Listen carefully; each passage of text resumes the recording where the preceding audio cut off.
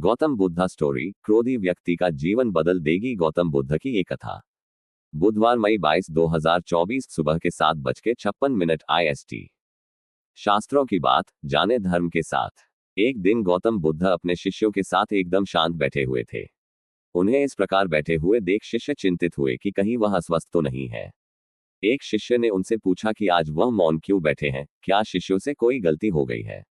इसी बीच एक अन्य शिष्य ने पूछा कि क्या वह अस्वस्थ हैं, पर बुद्ध मौन रहे। तभी कुछ दूर खड़ा व्यक्ति जोर से चिल्लाया, आज मुझे सभा में बैठने की अनुमति क्यों नहीं दी गई है। बुद्ध आंखें बंद करके ध्यान मग्न हो गए। वह व्यक्ति फिर से चिल्लाया, मुझे प्रवेश की अनुमति क्यों नहीं मिली। इसी बीच एक उदार शिष्य ने उसका पक्ष लेते हुए कहा कि उसे सभा में आने की अनुमति प्रदान की जाए। बुद्ध ने आंखें खोली और बोले, नहीं, वह अछूत है, उसे आज्ञा नहीं दी जा सकती। यह सुनकर शिष्यों को बड़ा आश्चर्य हुआ।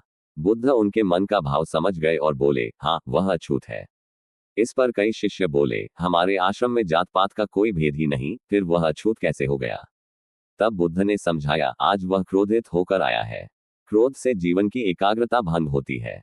क्रोधी व्यक्ति प्रायः मानसिक हिंसा कर बैठता है, इसलिए जब तक वह क्रोध में रहता है तब तक अछूत होता है। इसलिए उसे कुछ समय एकांत में खड़े रहना चाहिए। क्रोधित शिष्य भी बुद्ध की बातें सुन रहा था। पश्चाताप की अग्नि में तपकर वह समझ चुका था कि अहिंसा ही मनुष्य का महान कर्तव्य व परम धर्म है। वह बुद्ध के चरणों में गिर पड़ा और कभी क्रोध न करने का प्रण लिया। शिक्षा। आशय यह है कि क्रोध के कारण व्यक्ति अनर्थ कर बैठता है और पश्चाताप उसे बाद में होता है, जिसका कोई लाभ नहीं मिलता। इसलिए हमें क्रोध नहीं करना चाहिए। असल मायने में क्रोधित व्यक्ति अछूत हो जाता है और उसे